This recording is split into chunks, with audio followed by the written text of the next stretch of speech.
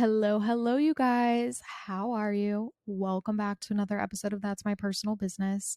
It is a doomy, gloomy day here in New York City. I'm not going to lie. I did a 3-mile walk this morning because, in case you've missed on Instagram, I'm in my fitness era. Kind of. I'm trying to be, and I'm not succeeding gratefully, but I'm doing it, and that's what really matters. But on days I don't work out, slash just in general, I've been trying to walk a lot in the morning, and I've realized that I don't love walking unless I have like a goal or I have a place that I'm going to.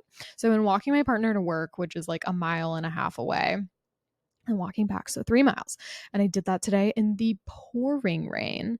So I feel like I have a very like calm energy today. I don't have any meetings. Well, I had one. I just finished it. I'm getting my nails done. I'm not working out today. It's my break day. I went on a run for the first time in years like 2 days ago. And you guys, I'm so sore. Like embarrassingly sore. Like I know everyone likes to be like, "Oh, I casually ran 6 miles today." No, not me. Your girl stumbled her way through two and now has been sore for days. So, for those of you wanting to get started on your fitness journey, just know that there are some of us who are truly just like struggling through it. Not everything is pretty and not everyone is good at running. And that is me. So, I don't know who needs to hear that, but I wish more people would talk about it. How sometimes you're just not good at fitness and you can keep doing it anyway. So, yeah, tomorrow I'm doing a boxing class. Terrified for that. Can't even tell you how scared I am for that. My anxiety is wildin' at the thought, but it's fine. We're going to push through. We're doing uncomfortable things. We are finally on Wellbutrin for ADHD. My depression is fading. It's getting warmer despite today's weather. And it's just, we're coming to. We've also come to terms with moving out of New York City, moving to Chicago. That's been a weight off my shoulders. So yeah, doing good, feeling better. Went to Books Are Magic today, got 2 new books, which I'm very excited about because if you listened to last week's podcast episode, you know that I am a hater, a certified hater on the education industry right now and how stupid it is. Sorry. I won't go on a full tangent again about my anger about the education industry, but like just not loving it. Everyone's regurgitating the same shit and none of it is helpful. And it's all very basic stuff like post on Instagram. If you want clients, get clients. Okay. How? Anyway, you can listen to last week's episode if you want to hear more about that. Anyway, so I want to be a book person. Went to Books Are Magic, got 2 new books. I got one on communication, just as like human beings, more of a psychology based book. And then I got one on branding because you guys know I love branding and I love knowing if there are like updates or new psychological things coming about or if people have different perspectives on branding that I can read and learn from. I think I'm going to read, if you're watching on YouTube, this book again too, The Hero and the Outlaw by Margaret Mark and Carol S. Pearson. And it's all about, the 12 archetypes of a brand, which we've done a podcast episode on. But I think it's just like time to reread it and to like think about what I want this next chapter of my brand to be. But anyway, we're not talking about brands today. As you guys know, I am dedicating the month of May to experimentation. I'm just trying new things. I have passive income, I have reliable coaching clients, and so I kind of have the luxury of experimenting a little bit more and seeing like what's going to work, what's not. What I do know is working a lot is the artificial light reels, which is kind of nice to just almost fall back on. Like if sales are low, I can just like repurpose those things.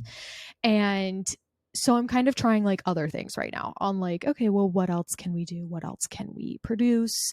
We're talking about the harsh light course right now, which is always on sale. But if you haven't fallen in love with harsh light, just know that you can go get that and you can pay with Afterpay, which is amazing. So we're kind of just experimenting this month. Sorry, that's what I was getting at. We're experimenting this month. And one of the things that I'm doing, as you guys heard in last week's episode, is that I'm really focusing on SEO. However, SEO has changed a lot recently. And this is something that I've been wanting to do a podcast episode on for a while. And I actually got some requests to talk about this because Google has made some changes. We had GA4 that came out last year. They're getting rid of third-party cookies. And now they are integrating AI in a really new and cool way for the consumer, but in a way that is going to cause marketers and yourselves and myself kind of a cause for panic, honestly. Like it's not good news for marketers. Like it's kind of scary news for marketers because basically what they have done is they have begun this way. You've probably seen it. Like say we go to Google right now. I'm going to google.com, and I'm like, how to cook rice. Type that in. Oh, it didn't do it on that. Interesting. Okay, it does it sometimes, it doesn't do it all the time, which I find really fascinating. And I don't really understand what the goal is for that. Slash, I don't know if they're just like slowly rolling it out, but basically what they're doing, that example didn't work, but it's fine. You may have seen it when you type in some things, is they're using AI to almost summarize what all of these articles are saying under the keyword, and it pops up at the top. So kind of like when you're like, what's the best camera gear for photography? Okay, that's apparently like the top keyword. You know how like first sponsored post comes up, they're like for shopping, and then it usually will show you almost like a checklist of different things that it suggests, and it's like compiling that from articles under that keyword. So basically it's like using AI to crawl all of these websites and compile the data at the top. So what this means is that less people are going to be going into the actual articles themselves to then read the full article because it's like already summarized right at the top. Which, if you are huge into AI and you like using AI, you've probably noticed that you've started using AI for questions more often than like searching in Google. That's me. Like anytime I have a question on something, I go to ChatGPT. Like ChatGPT is where I'm going to be going rather than Google, just because I'm like, oh, it's going to scour the web for me and kind of compile everything. And that's basically what Google is doing within its own searching. So the reason that this is cause for panic is that it means that people might be coming to your website less. So it happened in, I want to say, February, March. So if you saw a tank in your engagement, if you saw a tank in your website views, that's probably why. And it's made a few other changes as well. So it's also enhanced its search quality. So any like low quality unoriginal content, so like say you just wrote a really generic like probably like what is the best camera for photography and you just like had ChatGPT write that up for you, that's going to be kind of like a low quality blog post, right? It's not very original. It's a very commonly searched keyword. Like it's going to be hard to create original content under that keyword. And basically what they did is they aimed Google's March 2024 core update aimed to reduce low quality unoriginal content in search results by 40%. So this included algorithmic enhancements to better surface helpful information and combat spammy or manipulative content practices, which basically means if you've like not been careful and not been intentional in the way that you're blogging and you've been using ChatGPT to write all of your blog posts and you've been doing like really high traffic keywords, you probably saw a reduction in your site traffic. Basically what they're trying to do, and it's great from the consumer perspective, is that they're trying to make it so that there's less spam. The information you're getting is actually quality. You get it as easy as possible and as quickly as possible. I think, methinks this is cause for concern for people like myself, like educators, where we are targeting like very specific how-tos or tips and tricks, things like that. Like that's what our blog posts revolve around. And it's easier for those to get spammy, and it's easier for Google to summarize that and like use their AI to have that little post at the top when you Google it. So like those people, myself included, are the people that have cause for concern. I also think like product companies where they're like having to make more lifestyle content, they could be in trouble, because like that content's been done so many times, and it's also harder to create like quality content that isn't redundant for wedding vendors and photographers in general, videographers in general. I actually don't think you have any cause for concern. I think it's similar to like generative AI where like yeah, we can create, right? Okay, so many trains of thought. all happening at once. One, if you didn't see this past week, the wed, I think it was the wed. It was either the wed or brides.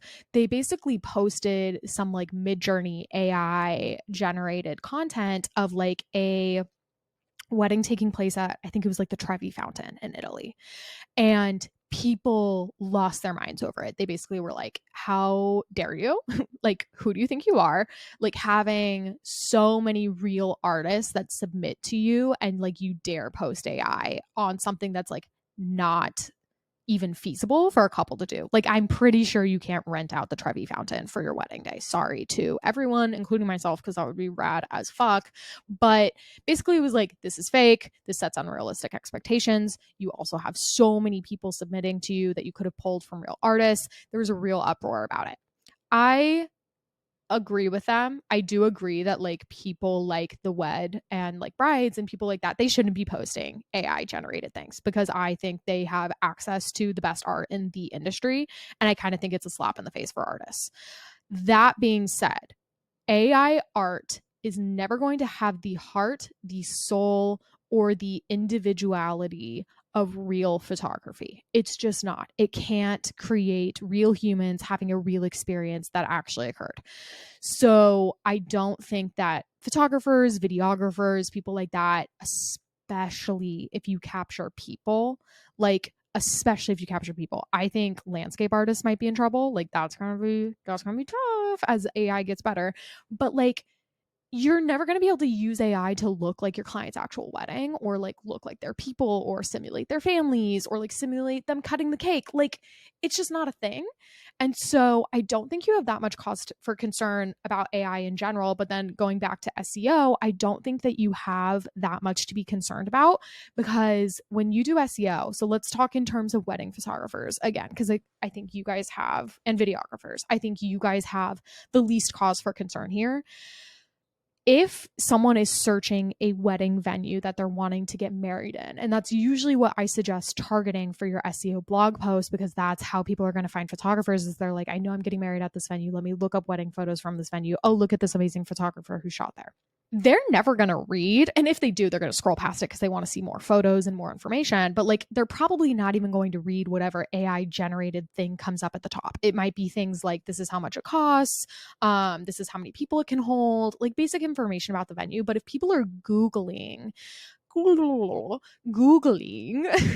their venue to like find photographers, find videographers, find things like that, they are going to want to look at the actual blog post to like scroll the photos, scroll the video, watch the video, read more about that couple in their day. So I genuinely don't think it's that much cause for concern. I do think it's cause for concern for educators, for brand developers, people like myself, like agencies. I do think we are going to have to work harder to create really quality content for very specific keywords in order to stay relevant and not get marked as spam. And that sucks.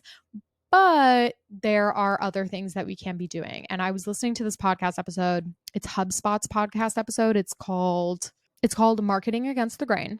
The episode I listened to was good. I liked the episode I listened to. I listened to SEO is Dead. It was a huge inspiration for recording this podcast episode and like finally getting off my ass to record this podcast episode after getting asked so many times about Google's new updates. But they were basically saying, like, as marketers, and that includes yourself if you own a business and you don't outsource, as marketers, there's no longer going to be an easy option. And like, I think we need to take time as entrepreneurs and solopreneurs and CEOs and like people who own our own small businesses to like mourn that. Like, I think I can get on this podcast and tell you strategy all fucking day. But at the end of the day, like, it's sad, right? Like, it's sad that we can't live in the 90s again when social media didn't exist and we could just be photographers, put an ad in the paper, survive on word of mouth, shoot all film, and just not worry about marketing. Like, that sucks. It really does suck that we have to do all of these things. And I hope that you give yourself time to like mourn that and have time for those feelings to come up, because like, as much as I preach like system, strategy, do the thing, do the hard thing, hustle, grit, all of that good stuff, there's also such an emotional side to being an entrepreneur. And like, it does suck that we have to be so many things in order to make our business run. It's exhausting. It's the cost we have to pay now, though. Like, you are going to have to pay to play, and there's no longer an easy marketing option. Like, there's just not. There's no way, especially now that SEO is going to take a little bit of a hit. There's no way to have one marketing tool that is going to completely keep your business afloat. And I think like the pro of SEO has always been like how little it changed and how you could like stick to a system and really make it work. And now it's changing. Like, it is evolving. It's starting to incorporate AI, and like those things are going to be difficult, and it's going to make it so that you have to get creative. It's going to make it so that you have to do the hard thing, right? Like, it sucks, but it kind of is what it is. And like, you get to sit with yourself and sit with your business, right? Like, and sit with your brand and decide how much this means to you and like how much you want to dedicate to it. Like, running your own business is hard and it takes grit. And like, there have been moments, genuinely, especially the last like year and a half of my life, where I've been like, do I just want to get like an office job? Like, do I want to just stop hustling and like have someone tell me what to do and just clock in, clock out, be done with it? And ultimately, though, I have concluded that I would rather do the hard thing. I would rather have a little bit of hustle. I would rather have a little bit of grit. I would rather, I mean, part of the reason I'm moving out of New York City, though, is like I want to hustle less. Like, I want to have less stress about money. And, you know, my rent here is $3,200. Like, it's insane. And I have to have way more hustle, way more grit than feels worth it to me at this point, which is a huge reason for me moving. But all this is to say, like, I have come to the conclusion that my love for my business, my love for the freedom, the fact that I can take a day off anytime I want, the fact that I can work with amazing entrepreneurs and women to help better their lives and businesses, like, that to me is worth doing the hard things. And so if I have to push myself a little outside of my comfort zone to blog a little bit better, to target, you know, things on YouTube a little bit more, to create a reel every other day, that to me is worth not having an office job where I have no freedom. I report to someone else. I have to request time off. There's less opportunity to scale. Like, all of those things, it's not worth the trade-off to me. And it might be to you, and that's okay. Like, I have friends that have left the industry because they're like, I want a boring, normal life again. Like, I don't want to be an internet persona. I don't want to have to hustle. I don't want to have the grit. Like, I don't want to do it anymore. And there's literally no shame in that. But I think what AI is going to do, and like, as we see AI become huge, even bigger than it is already, as we see content creators and influencers get bigger, as we see marketing get more and more competitive, I think we're going to see a big drop in the amount of entrepreneurs. And that's sad to me that like some people might quit, but like, if that's better for them and it's better for their mental health, then I'm happy for them. But like, I think marketing is drawing a line in the sand right now where it's like, hey, this is going to take a lot of showing up. This is going to take a lot of doing. And like, even if you have systems, even if you have strategy, even if you're consistent, it's going to be uncomfortable sometimes. And I think we just kind of have to come to terms with that, right? And like, this is a big issue that I've kind of had in my business, is that like, there was a period where marketing, you could just show up and do it and stay consistent, and that would help your business run. And like, you wouldn't really have to try new things that often. And like, I kind of slipped into a more like easy peasy flowy state of messaging in my business, and I'm kind of coming back from that now, where I'm like, you should have an easy breezy flowy way of life. Like, your personal life should be beautiful, your personal life should be fruitful, you should have a personal life. If your business is overrunning your life, we need to talk about systems, we need to talk about strategy, we need to talk about automation, we need to talk about boundaries. However, when you do clock in and you do get to work and you do start up your day and you're working on your business in whatever time frame that you've set, in whatever way that you have managed that, in whatever systems and strategy you have built out, you need to be okay with a little bit of hustle, and you need to be okay with a little bit of grit. And I know this is a different term than what we originally talked about with SEO, but it's like, I think we are so used to things being easy. I mean, I can order my groceries, I can call an Uber anywhere. I could basically never leave my house if I wanted to, and I could just have things delivered to me. I could have everything at my fingertips. And I think that has conditioned us to think everything should be somewhat easy. And like, I truly believe it is possible to have a business that doesn't overrun you. I don't think it's possible to have a business anymore where you don't do anything. Like there's going to be some element of hard when you clock in and you're actually doing the work, whether that is that the hard is that you're paying for ads so that you get to spend more time out of the business, or maybe it's that you're doing organic and you have to put more hustle in, you have to put more grit. But there's just going to be an element of hard now. And like, you get to choose your hard, right? Like going back to an office job is going to be hard.